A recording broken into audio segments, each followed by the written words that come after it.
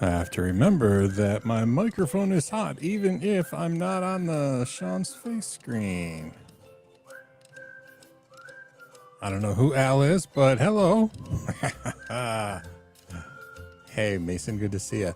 And I just saw on the Discord you mentioned, yeah, free VPS. So I don't know if it's true in Europe or not, but if you sign up at the Oracle Cloud, I think it's just oraclecloud.com, you get these like very specific but surprisingly useful VPSs for free. We can talk about it when the stream starts, but it's actually really cool. Hey, Northern Chimp, how's it going?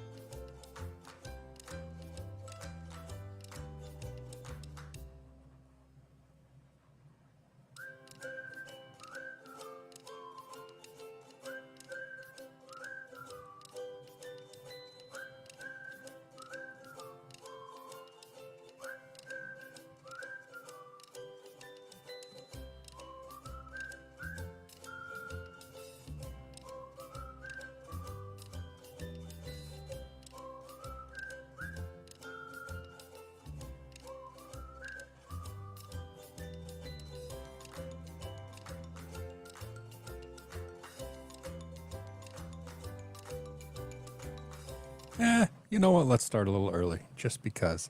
Hi, everyone. Yeah, I wasn't here last week, but I'm here this week. Hi, Bite Moose and Mason and Northern Chimp. Welcome. My wife is actually working right now, so, she's doing better than she was. I think right now it's more emotionally tough than physically tough. It's just, starting over from scratch. Thought she was going to be done. She was in the final stages of physical therapy when her Achilles completely ruptured through the back of her heel, which is just mortifying. But yeah, I think we're doing all right. I'm doing all right. I'm still struggling at work, but I think it's slowly getting better. I say that every time we live stream, and hopefully it's true. Yeah. And as far as the VPS, I guess let's start with nerd stuff, right? I haven't made a video or a blog post, and I plan to do both. But I tested it because it seemed too good to be true. But Oracle Cloud, there's like this free time, like it's like 30 days of free trial of their pro features or whatever. I don't even remember what the gimmick was. But after that, you're allowed to keep this like free forever or free for life or whatever their marketing speak was. And what I ended up with, I just pulled it up. Here we can look at it together. Let's pop over to the Wacom. My face is on the wrong side. I guess my face can be there. But this is the server. Now this is an ARM-based server, Ampere, I guess. I don't really understand enough about ARM-based architecture to tell you exactly the specifics, like ARM-H and I don't even know all that, to be completely honest. But it looks like there's 4 CPU cores, 24 gigabytes of RAM, and it's a pretty fast system. And also 100 gigabytes of SSD storage, and it's a really nice server that is like free forever, and I've been using it. So like, oh, somebody asked me about Chromebooks, but let's if we go to status.nerdlings.net, it should pop up. Yeah, so like it's running this in a Docker container. It has my Hammer server. It's an ARM-based system, so I called it Hammer, ARM and Hammer. I'm really funny, right? But yeah, the server Hammer here is running Uptime Kuma in a Docker container, and then it's running Caddy as a reverse proxy server, so I can run multiple things on this. But yeah, it's there, and then it comes with the other. You can have one of these like really big 24 gigabytes of RAM, 100 gigabytes of storage, VPS, and that's again ARM-based Ampere processors. And then you can also have two others. Let me get out of here. I think I enabled the root account. Yeah, I did. And this is a smaller one. This has, it looks like 2 cores. I don't know like what its like speed is supposed to be, but it's 2 cores. It only has 1 gig of RAM. But I mean, 1 gig of RAM, 2 cores CPU, and I don't remember how much. Let's see. And each one has 50 gigs. Okay, so they each have the 2 tiny, and they're AMD 64, like actual AMD processors. Well, I mean, a virtual slice of it, but it's AMD, it's not Intel. And so these tiny 1, tiny 2, 50 gigabytes of storage, 1 gigabyte, 2 terabytes, not terabytes, 50 gigabytes of storage, 1 gigabyte of RAM, and 2 cores in each of these. And they're just nice little servers to have on the cloud. And you get public IP addresses. It's free. It's really cool. Their interface, the Oracle Cloud interface, is really bizarre, but it's worth the effort because, I mean, you know, it's cool. So, oh, not that one. Live side. Here we go. So anyway, yeah.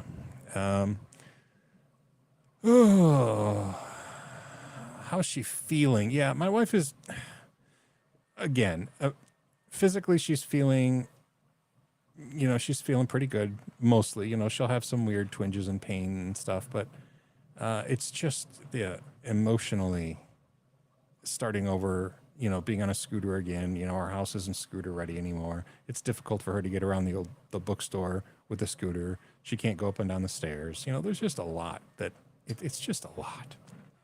So yeah, it did get. Are we frozen? It did get really cold, to be quite honest. Although today it's in the 30s, I think right now it's in the 40s even. So it warmed up. But yeah, the last couple of days were like in the low teens. It was really frigid, and it was that deceiving kind of cold where it looks like it's warm out because it's super sunny, but it's just cold as all get out. So yeah, Martin, hello. Oh no, buffering. Oh, but Blight Moose says it's okay. So maybe it's I don't know. The internet's goofy. That's the thing. So after the free month, they're free. You know, there's like you have other features. I don't even remember what the other, like after 30 days what the features were, but I wasn't interested in that. You know, the Oracle Cloud is a weird environment. It's like a little confusing to figure out the networking. It's possible, obviously. But I wanted to know, and they said, oh, and there's, you know, like this is free for life, I think is their free for life or free forever. And so after your 30 days, you know, you'll still have this, but I wasn't convinced. And so I waited, and after my trial expired, I haven't paid a dime ever to Oracle. And you do get to keep, like, you get like a certain number of cores and a certain number of machines you're allowed and storage. And so like you can carve it up differently, but this is like after lots of research and seeing what other people did and like weighing all the metrics, this is the way to get the absolute most out of your allowed for free services, is having that 1 Ampere server with 24 gigs of RAM, 100 gigabytes of storage, and like the however many cores. And so it's Yeah. Oh wait, what is this? It's called decloud free tier. Oh, it's called cloud free tier. Yeah. Well, they must have renamed it something more generic because it had a real catchy like free for life, free forever, whatever it was. It was like, yeah, this feature is blah blah blah. I've had this for probably a year now, and I just had never gotten around to making a video about it. But they seem to be really solid VPSs. They've had like a couple outages, and I've gotten emails, and they've been right on top of it, and they've gone. The outages were managed really quickly, and they were back up. Within less than 20 minutes. A couple outages I've had over the past year or so. So yeah, it's decent. The thing is, I couldn't sign up for just the free thing without enabling the free month trial of their premium services or whatever it was. So that's why I was really suspicious about what would happen at the end. And originally I was like, I'm not going to mention this at all until after it's, the 30 days is done. So I know it is really free. And then life got crazy and I never got around, even though it was a really good deal. I never got around to following up and actually making a video about it. But yeah, it's legit. So yeah, I don't know. And again, I don't know if it's worldwide. But Mason, it sounds like you at least saw free tier stuff. So maybe it is. Hopefully it wasn't a temporary thing. That would suck. Like my co-located Raspberry Pi in Austria, that was just for a short amount of time back in like 2013, I think. They maybe it was even earlier than that. Maybe it was 2012. This hosting company in Austria, if you sent them a Raspberry Pi, and it was when the first Raspberry Pi with Ethernet came out. If you sent it, they would give you an IP address and host it forever, and I still have it hosted there, so that's kind of cool. But anyway, all right, Mason, sign up and let us know. Just know it is a little confusing, especially because like you have so much free storage, but you can only cut it up into like certain size blocks, and I remember all that. So when I did it, again, it was the Ampere based stuff. They gave you quite a bit for free. And if you'd be tempted to put more than the 100 gigabytes there, but I think you could only do it in 50 gigabyte chunks. Like I think you got 200 gigabytes total of storage, and you could cut it up however you wanted, but you could only cut it into like the smallest piece you could cut was 50 gigabytes, I think. And so I believe I did 2 units or 100 gigabytes on the Ampere server, which got the full 24 gigabytes of RAM and all the Ampere CPU that, they would allow. And then what I had left was enough to make 2. And I couldn't make one bigger one for some reason, or maybe I could. I don't think so. I think I had to like break up the AMD little servers into 2 different servers. And in order to do that, I had to like save 100 gigabytes so I could cut it in half and use 50 on each. So yeah, that's what it is. It is what it is, and that's what it is. Yeah. So basically, my life recently has just been, taking care of my wife. It was so gross. I'm sure. I think I had a live stream after her heel burst open, which was just mortifying. I've never seen so much blood in my life, and I normally faint at the sight of blood. Did I talk about that on the live stream last time? The like her Achilles ruptured through the back of her heel, and it was just so much blood. It was so mortifying. But turns out that in an emergency, I don't faint at the sight of blood, even though on a normal day, the sight of blood makes me faint. So it was just kind of funny. You missed last time. So, all right. I don't know. Well, anyway, that's what happened. She had the heel. She had surgery on both heels. Like it started last May. She had the first surgery on her heel, which was, 3 to 4 month healing and then months of physical therapy. And then at the beginning of November, she had the second one done. This is due to a genetic bone deformity in the back of her heel where it's like a bone spur, but it's like just the way her bone had grown, and it cut into her Achilles tendon like her entire life. And so, Oh, I was looking after last Sunday. Yeah, yeah. And the Sunday before, I don't remember if I had. I don't remember. But anyway, so these surgeries were planned, and she was in the final stages of healing the second heel, and apparently the bone had done too much damage on that Achilles. So even after they have to detach the Achilles, remove part of her heel bone that should never have been there in the first place, and then reattach her Achilles with like the special, screws into her heel bone and all that stuff. But the Achilles above there was so damaged that it didn't heal.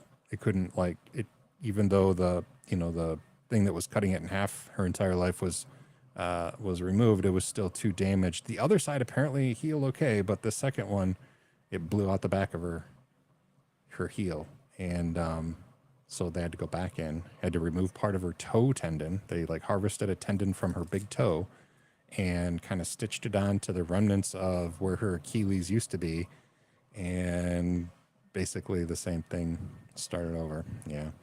Yeah, she's back at work, but she's on a knee scooter, and she had been off the knee scooter. It's just so difficult. It's a really old bookstore. It's been there forever, and the aisles are not designed for a knee scooter.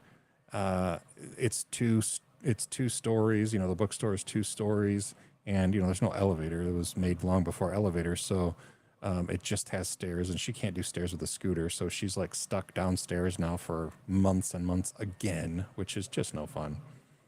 So yeah, she's just it was a lot. It was a lot.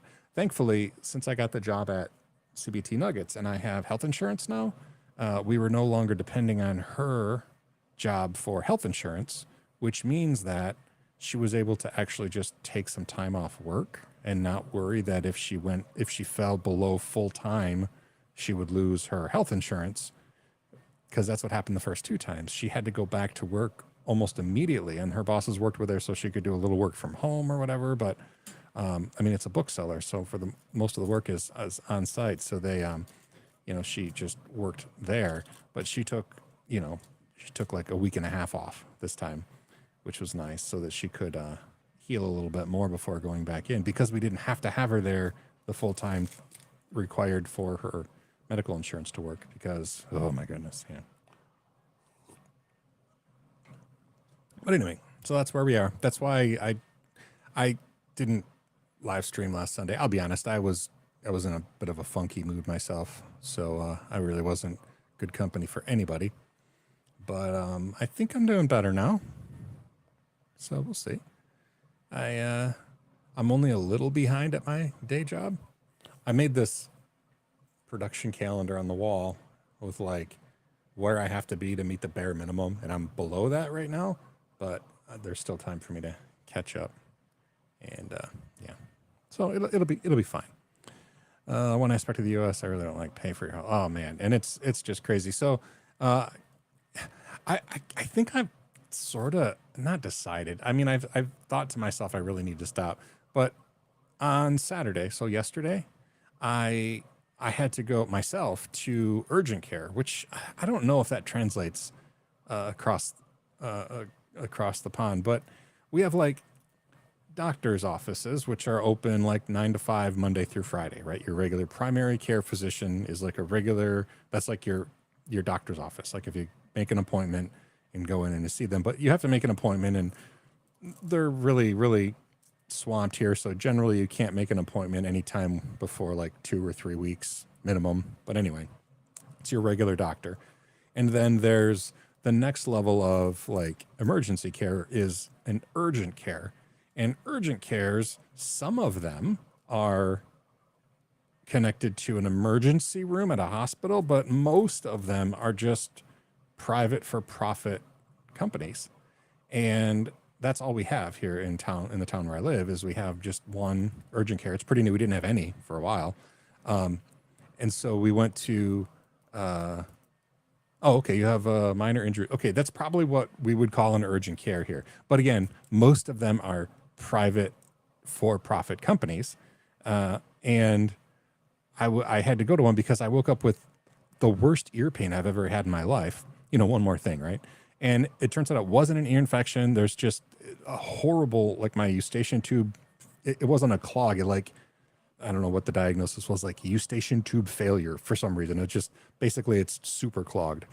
And there was this intense pressure and it hadn't ruptured the membrane in my ear, but it was just horribly, horribly swollen. So I have to do like all these sprays and like add humidity, which is why I was with the vaporizer and stuff. And just trying to get it, and it's better than it was. It still hurts, but not like it did yesterday morning. But anyway, that whole long story is I went to the only urgent care we have, and on the sign, I took a picture on social media, or I put it on social media. The sign said, we don't accept Medicaid. Now, Medicaid in the U.S. is the like government provided medical insurance for people who don't have the finances to pay for insurance. And that sounds wonderful, right? Like, oh, good. But it's only if you're extremely poor can you apply for it? Like, are you eligible for it? It's part of the welfare system. And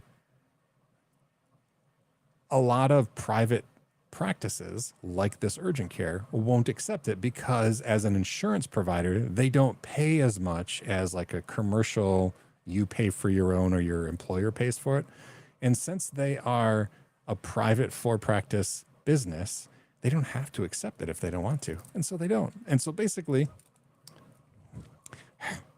if you are poor here in the US, and I grew up on Medicaid. That was my only health insurance when I was growing up because we were really a pretty poor family.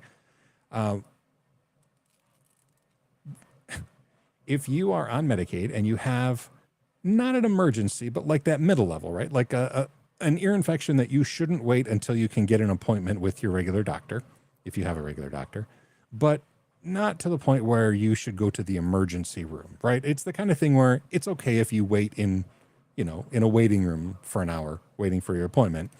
You're not bleeding out.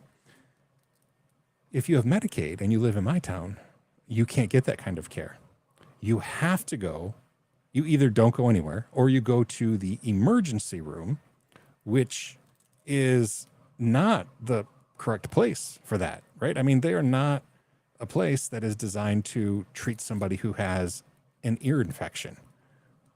But that's the only option because the private businesses don't have to accept Medicaid insurance. So anyway, it just makes me mad. And that whole diatribe by me just now was my frustration with some of the people who responded to the photo of that sign that I posted. I'm just like, I don't even know if I want to be on social media. It just brings out the worst in people, and it almost feels like they dehumanize, and they, meaning all users, like dehumanize everybody by default, and then you can say anything you want about somebody and feel justified in it. And I don't know, it's just icky. And then I get defensive and get nasty back. So anyway, yeah. If I can manage to shake the addiction to social media, I think it'd be better for me and most people just avoid it. So anyway, welcome to this issue of Depression Online. Ugh.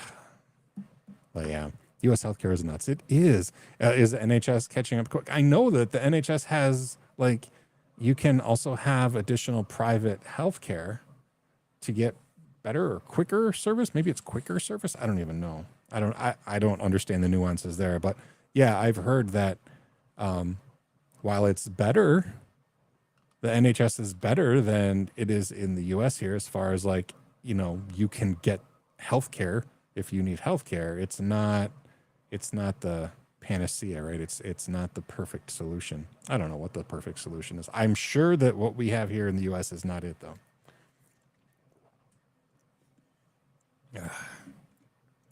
And it's one of those things that I'm frustrated about, but also I could go to the urgent care because I had commercial health care, right? I'm not super poor anymore. And so I don't have that insurance that wasn't accepted, but that just ticks me off. I don't want to be that, well, I got mine kind of guy. That's just not how I roll. So anyway.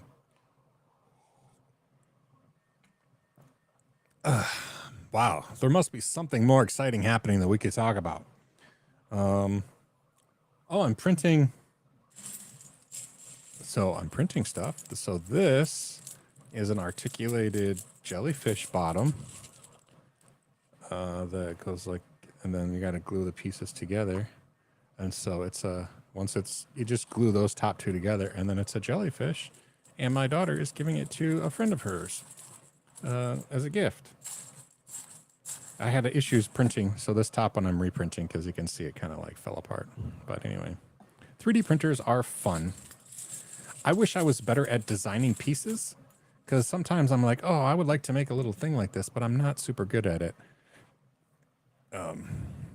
Yeah, and let's see, Tinkercad I think is what my friend Kyle uses a lot. So like a web-based thing.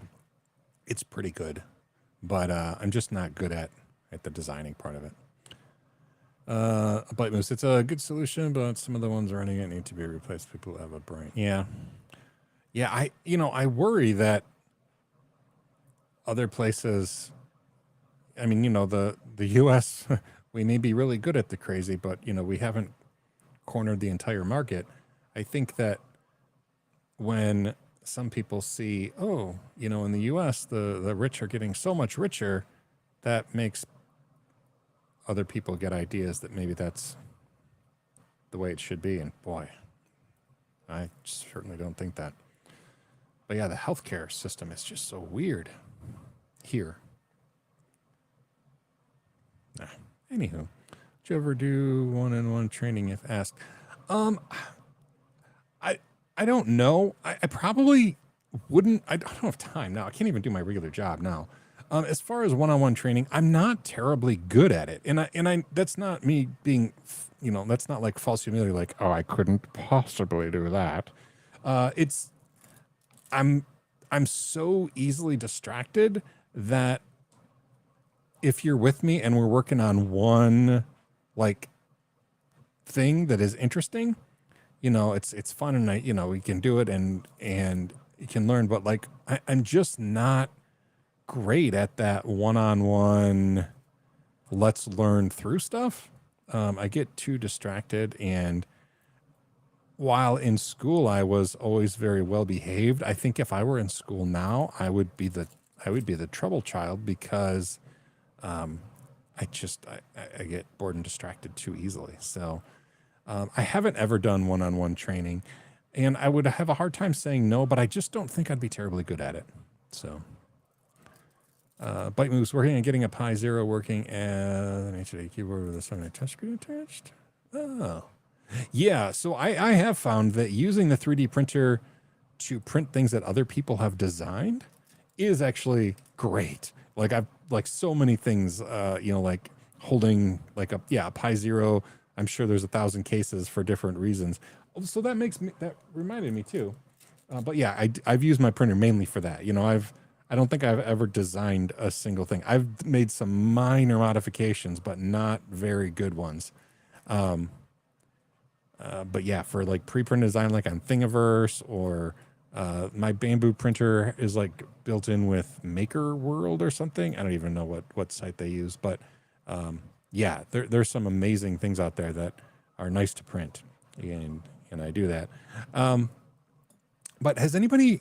I think it's much more prevalent in Europe. Are you familiar with Meshtastic at all?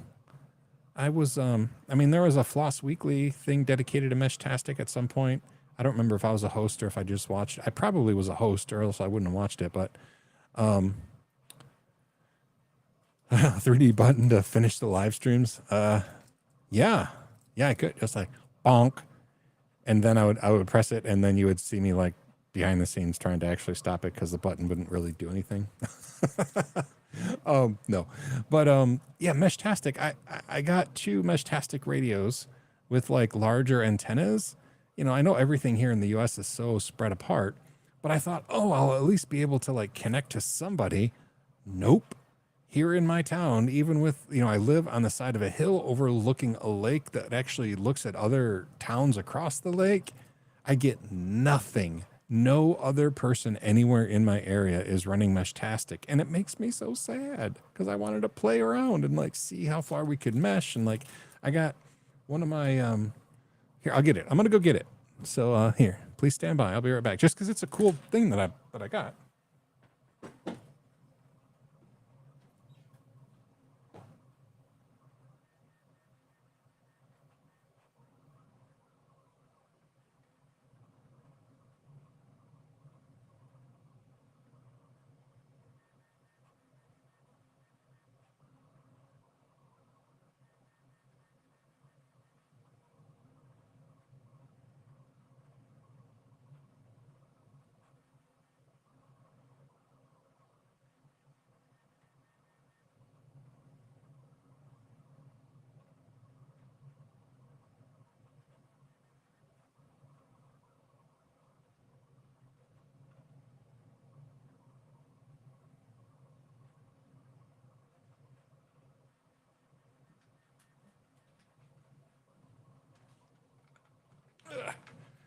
All right, so I went with a pre-built one that I got on. I think I can do this. It'll zoom in. Yeah, it's in a Pelican case, and just a guy on Etsy put them together. The main deal is that this is a LilyGo T-beam, and it has an antenna extension so that it can go to the 7 dB antenna. And I thought with that big antenna that I would be able to find somebody, but no, nobody. It has never found anyone. I even drove around with it trying to find anybody else who might be running Meshtastic, and no, nothing. Super depressed. So I got this, and then I got just a naked one. That's not in a waterproof case, and I put it in my upstairs window, hoping that it would connect with somebody. But no, the only mesh I have is between my two devices, which is just so sad. So anyway, anybody using Meshtastic? I know it uses a different, it uses a different frequency in Europe. I think you use 868 megahertz instead of the 915 that we use here. But anyway, I don't know. Maybe nobody even knows what I'm talking about. But Meshtastic is kind of a cool concept, and I wanted to play and mesh, and there's nobody to mesh with.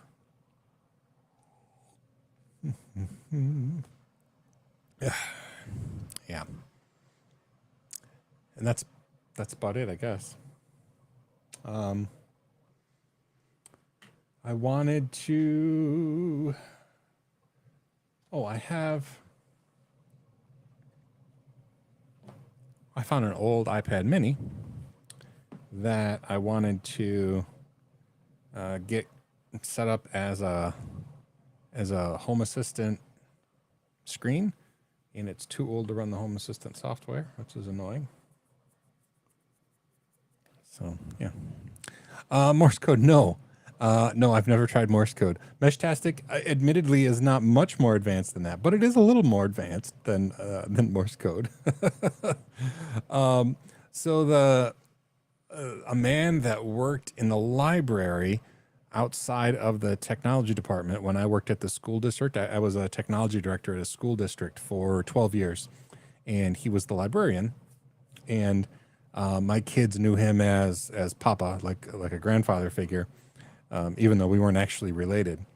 But he didn't know Morse code, but he had learned shorthand, which I always found fascinating too. Like, I don't understand it. He actually taught shorthand in college when he was he taught college classes, and it looks like chicken scratch to me. I don't understand anything when you write, but you could write so quickly, take notes on like lengthy words so quickly. It's kind of like the stenographer with those funny typewriters that have sounds instead of just letters. I don't know how those work either, but it was like the written version of that. That was cool.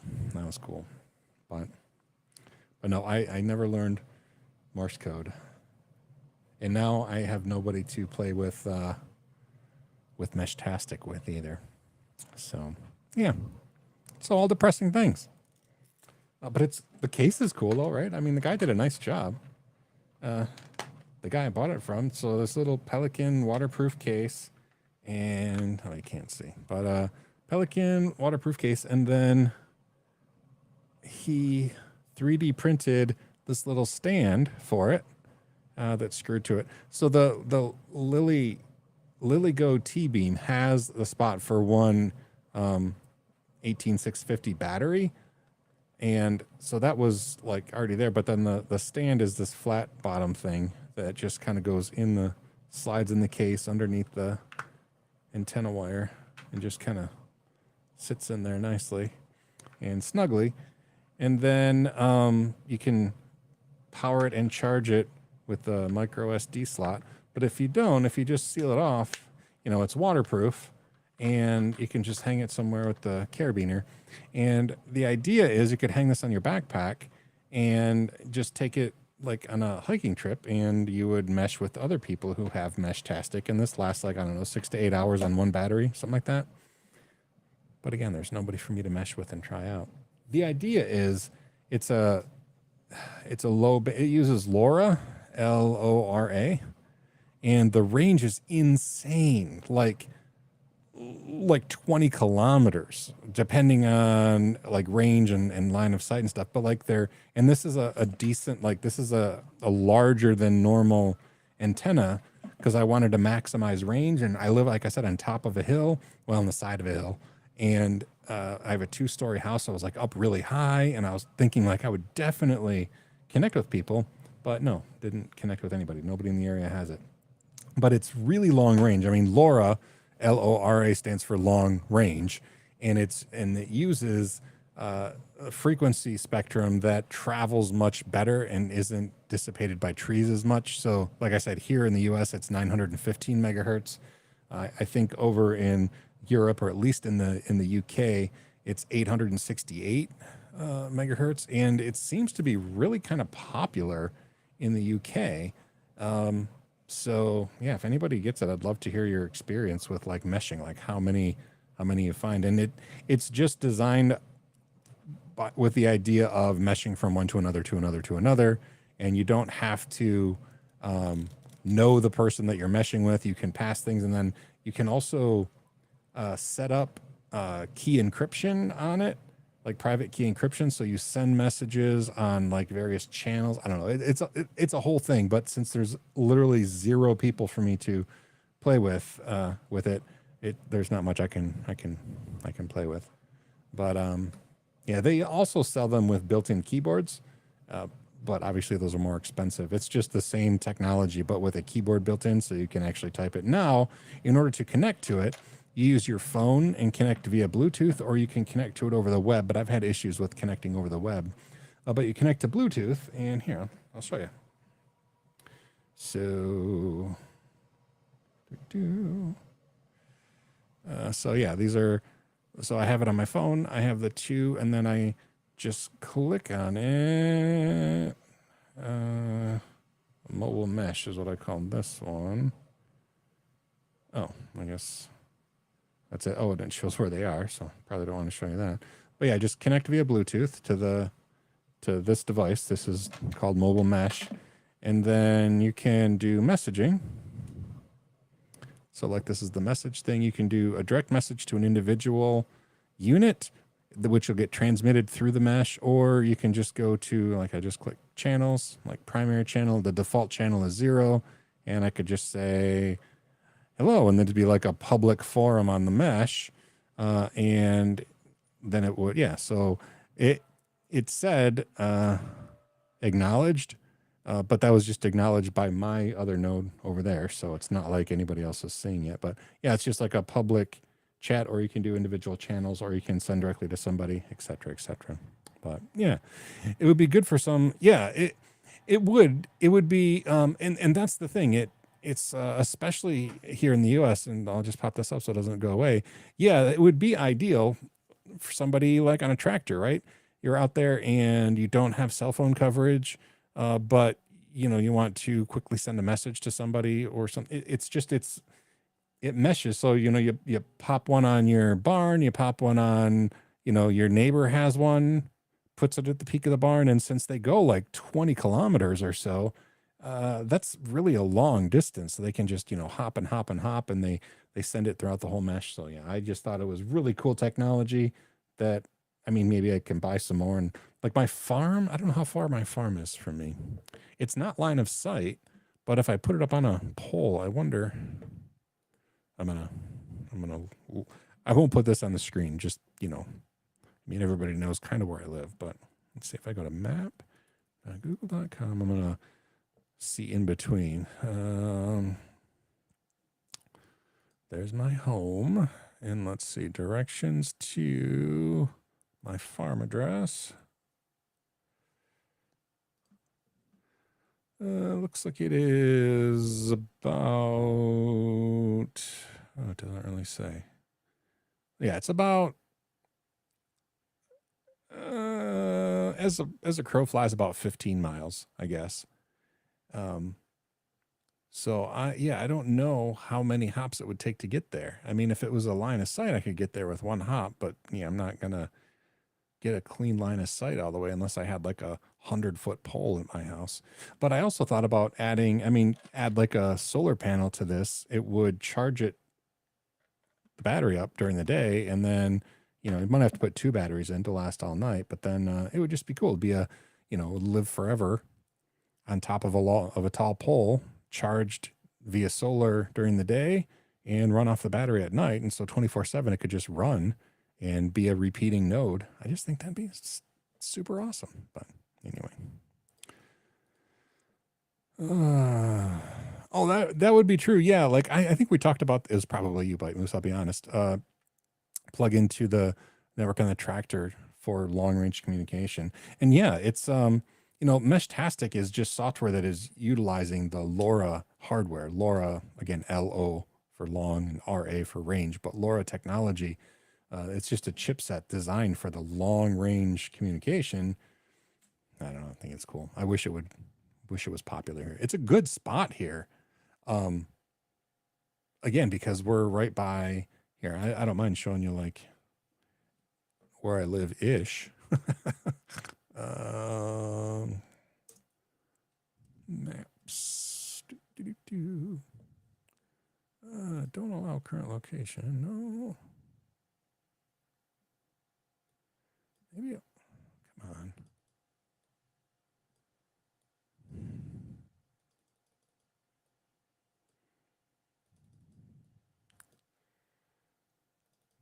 All right.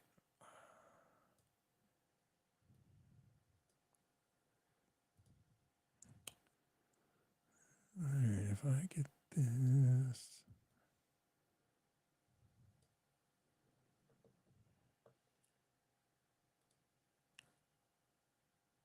Yeah, the dots are not anything that are me. So, all right. Let me pop this off. And let's head over to Welcome with Face. So this is where I live in Michigan-ish. And none of these red dots are actually, I don't know what they are. I clicked on them and they're not anything that looks familiar to me. So I feel like I'm not really giving away my location or anything. But this is the Petoskey area, like downtown, this Petoskey. And I live, right in the city of Petoskey here. And then my farm is up here in the Brutus area where the thing is, well, I'm not up here. And it's about 15 miles, but there's no direct line of sight. But why I think Meshtastic would be great here is because Petoskey is right here on Little Traverse Bay. Harbor Springs is right on Little Traverse Bay. Bayshore, this is Charlevoix over here. It's around the Horn a little bit, but there's a lot of like area that is line of sight all around the bay. And I think, I can see the bay from my house. If I put it in that front window, I should be able to get line of sight everywhere along over there at Harbor Springs. And I just think that would be super cool. So, but again, I got nothing from anybody. And no, Bite Moose, knowing about the networking stuff on a tractor is actually kind of cool, I think. So anyway, yeah, that was one of the bummer things that happened this week is that I finally got the T-beams in. I was so excited, try Meshtastic, and nobody was out there. Nobody's listening. I guess I could get into shortwave, but need a license for that. Do you need a license to be a shortwave radio operator, like a ham radio operator in Europe? I mean, I know it's a thing there, but I don't know if it's like a licensed thing. It's a licensed thing here. I don't even know the process to do it.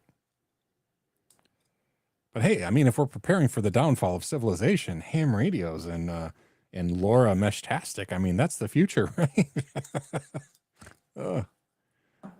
Oh, yeah. That's depressing, isn't it? Oh, it stopped. Let's see if this turned out. Hold on. I don't have a great way to...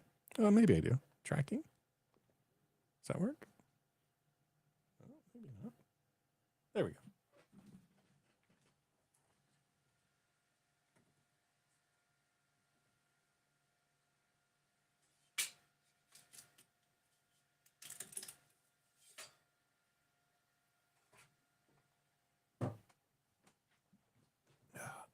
Yeah, the bottom is still pretty ugly.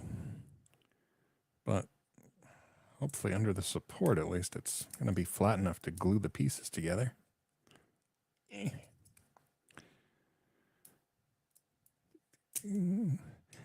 And yes, 73 foot. What is... Oh, in the UK you can listen, but broadcasting you need to go on, of course, past test gate. Okay, I guess you can listen here too, Bite Moose. That's true. I think that listening is legal here. It's the transmitting that we're not allowed to do without a license either. And N, what do you mean? Yes, 73 feet. Is that a 70? I don't know what. I'm not sure what you're saying there. GNU radio. I don't know what GNU radio is, if I'm being honest. I guess I could look into that. Yeah, I'm not really impressed with how the bottom... Ooh, whoa. Easy. Come on. Yeah, I got like that spaghetti stuff. It's supposed to be a flat bottom. How did it mess up a flat bottom? Maybe it wasn't really flat. Because if I look, it looks like it only actually had a couple spots that it was stuck to. And see, if I was better at it, I could edit it. But the important thing is, as long as this can glue onto it, I think we're still in good shape. And then that piece would glue onto here.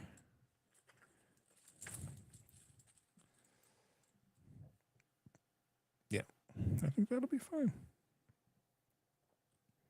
Here, should I take a picture and send it to my daughter, who wanted it? We'll do that.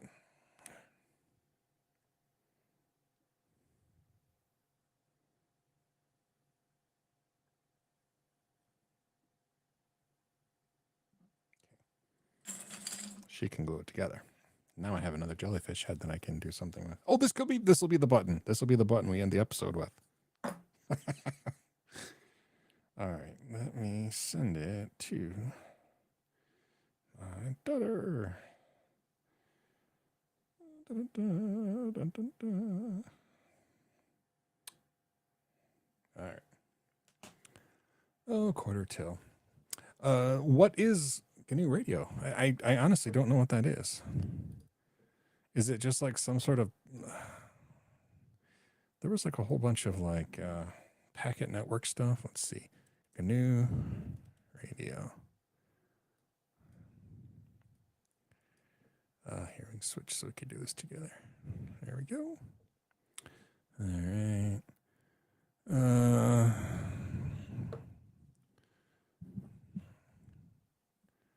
Free and open source radio ecosystem.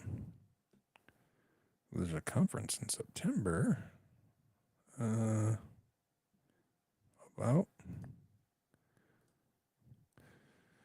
software development toolkit for signal processing blocks. Implement software radios, ready available, low cost external RF hardware, software defined radios, and a hardware simulation. Like how to use wireless communication. Radio systems. I might have to look into this because I don't know much about it. And my server course. So I assume here, I'll go back to the, if I can find it, side face. Nope, that's not it. There we go. Um, my server course. So is this probably the one? It was like a 5-hour video that another another YouTube channel had the server course. I don't remember. I don't remember. It's a really popular channel. They like bought it from CBT Nuggets. It's weird when my stuff is not my own intellectual property, so that's always weird for me. But yeah, it was freely available, and so I'm glad that was useful. Thank you. My next challenge is to get the hang of being back at CBT Nuggets, so that I can continue and finish my Linux Plus course in the short term. I hope. But yeah, it's just been a rough 2024 for yours truly. So yeah, live streaming again is a good plus. It means that I'm alive.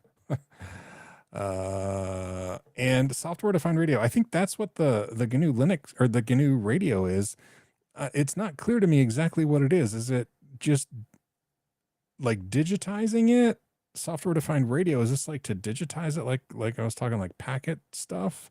Or yeah, I don't even know. I don't know what the goal of it is and what it actually does and what hardware it uses and et cetera, et cetera. So I might look more into it. It looks interesting. I like the idea of radio. I don't know why. It's not like I really have anybody to talk to that I would use radio for. I think it's just the technology, right? It's just the idea of transmitting data. It's just cool. The electromagnetic spectrum is magical. But anyway, yeah, I sure wish somebody liked Meshtastic around me though, because now I have 2 hardware devices that are mostly useless. Although, I will actually sometime, probably when it gets warmer, I'll probably mount the base unit that I have here, which is just another T-beam, but I'll mount it like outside the front of my house, under the eaves. Maybe I'll fashion another one like this. Maybe I'll use this one.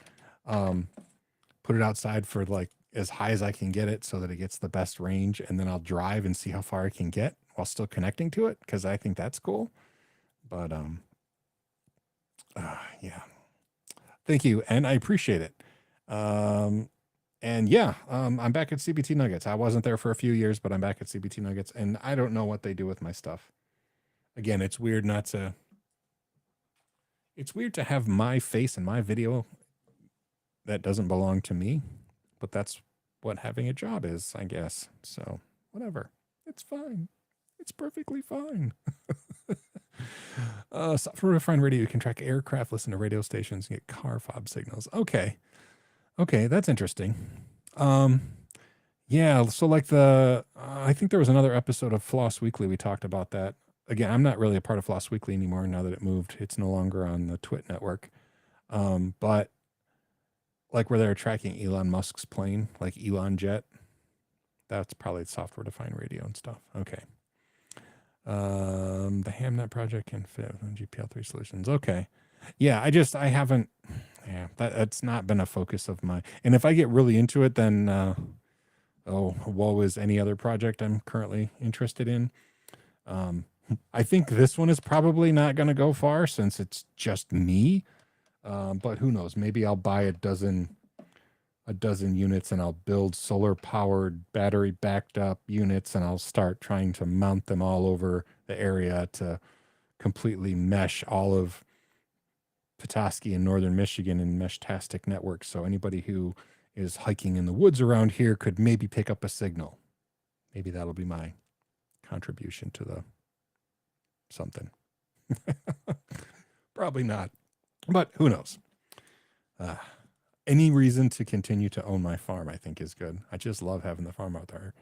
And yeah, Skynet's about to go online. Well, you know what? It's funny. So I live in northern Michigan. Obviously, I just showed you a map, but I live up here in a spot that, as global warming has more of an effect on places, it's pretty sheltered from the more drastic effects.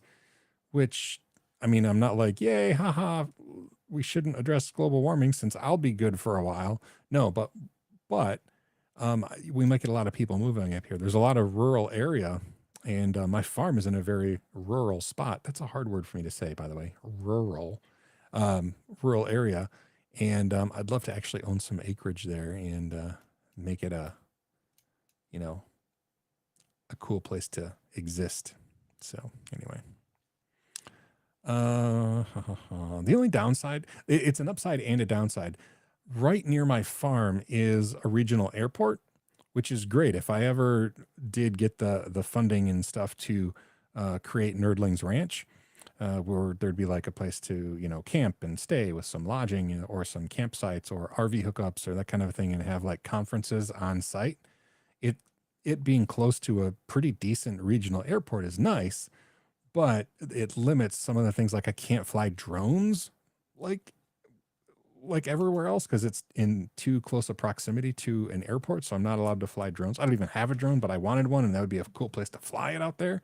But there's like super limitations on um, what I could do. So good luck, as you always say. Thank you. Oh, 73 means greetings. Oh, well, okay. Well, I appreciate that. Greetings to you as well. Oh dear, what did I do? So it's bad when your office is so cluttered that something falls, you look and you can't tell what it was that fell. Oh, it was my phone. It bounced behind the garbage can. Not in the garbage can, behind the garbage can. Anyway.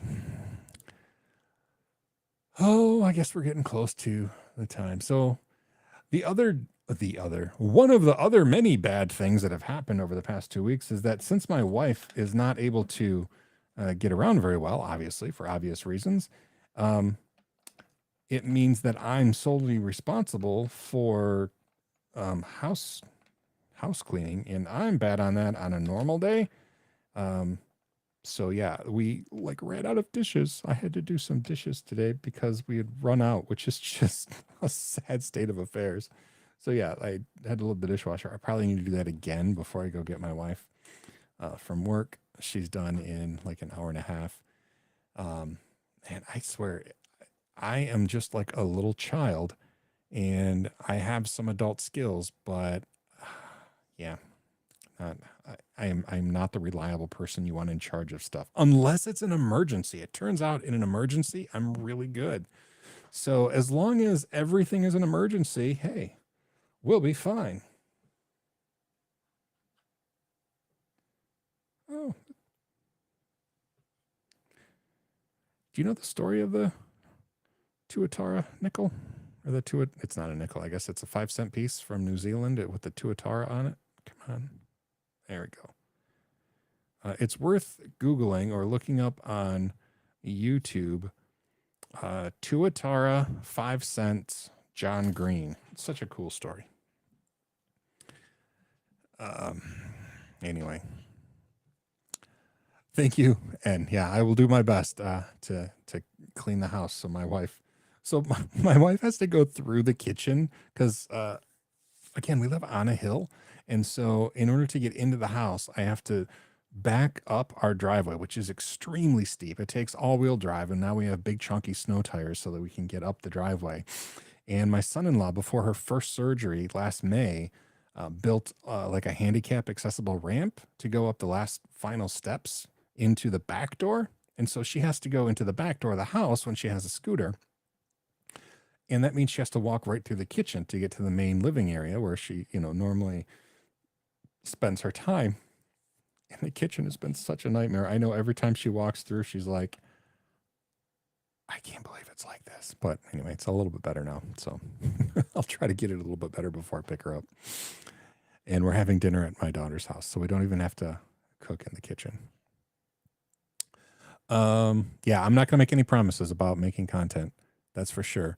But doing a live stream again is probably a good sign because it means that at least I feel human enough to just shoot the crap for an hour. I will, Bite Moose. I will send regards from everybody in the live stream. And yeah, she's doing better. This is her. She was at work one day since the surgery. So this past Wednesday, Yeah, this past Wednesday she was there for one day, and then she had 3 more days off, which was a nice like ease back into it. And she didn't stay the whole day. They actually sent her home like halfway through the day because she was exhausted and kind of hurting a little. So they sent her home. So now this is her first day back, and she works the next 3 days. She works Monday, Tuesday, Wednesday. So we'll see how that goes. But yeah, life goes on. And yeah, I was able to do the live stream, so I'm happy. Let's see what to expect this week. Not much. I'll probably live stream some of my work day this week. Just it's a way for me to stay accountable and keep on task when I'm making the Google Cloud stuff. So it won't be on this channel. It'll be on my secondary channel, the Inside the Brain of Sean, and also it will be on the Twitch, streaming on Twitch. So yeah, if you want just to have a work buddy during the workday, feel free to tune in. I don't know what time that'll start, but it does keep me on task and keeps me working on video skills for work. So I'll be doing that. And if I can get caught up, then I can start doing other stuff like videos for YouTube and my comic. I don't even know if I can draw my comic anymore. It's been like 2 years. I'm a little nervous to draw a comic again. Also a little excited. So maybe I'll start doing that again. Who knows?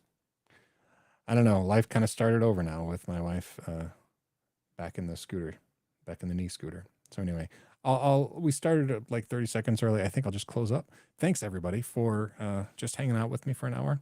I know it's not a terrible big learning experience these days, but I always enjoy it. And I will send regards to Donna. Thanks again for always showing up. I appreciate it. It makes me feel connected. And sometimes that's important. So I guess we'll close with remember to learn everything, like about Meshtastic. Learn everything, do what you love, and most importantly, be kind. Thanks again, everybody, and I'll see ya. If nothing else.